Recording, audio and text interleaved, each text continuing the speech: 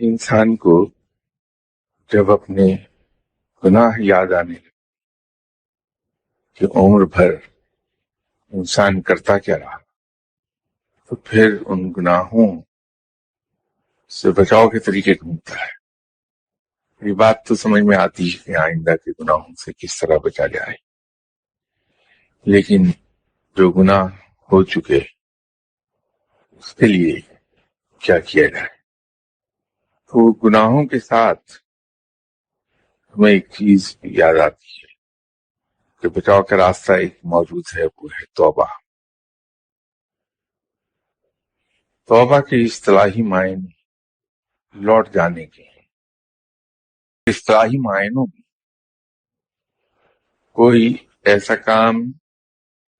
جو انسان کو رب تعالی سے دور لے جاتا ہو، اللہ کی خوشنودی سے دور کر دے اور اس کی ناراضگی سے قریب تک کر دے، وہ گناہ ہے۔ اس کے برعکس اگر ہم نے توبہ کی سچے دل سے اور پھر باوجود اپنے آپ کو روکنے کے انسانی فطرت کے تحت ہمارا پاؤں پھسل گیا اور ہم اس گناہ پر شرمندہ ہوئے، تو اللہ معاف فرمانے والا ہے۔ اللہ تعالیٰ کی یہ شان کہ وہ کتنا بڑا غفور رحیم ہے،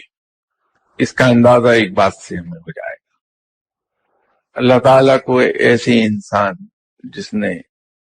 ساری عمر کوئی گناہ ہی نہیں کیا، ہمیشہ پاکیزہ زندگی گزاری، سے زیادہ اچھا وہ انسان لگتا ہے جس نے گناہ کیے، پھر شرمندہ ہوا اپنے گناہوں پر اور اللہ سے معافی مانگی، توبہ۔ اس کا مطلب ہرگز یہ نہیں کہ معاذ اللہ رب تعالیٰ کو گناہ پسند نہیں، ایسی بات نہیں، بلکہ اس کی وجہ یہ ہے کہ وہ شخص جو ساری عمر معصوم رہا، تو وہ اگر گناہوں سے بچا رہا تو نیکی اور پارسائی تو بے انداز ہے اس کے پاس،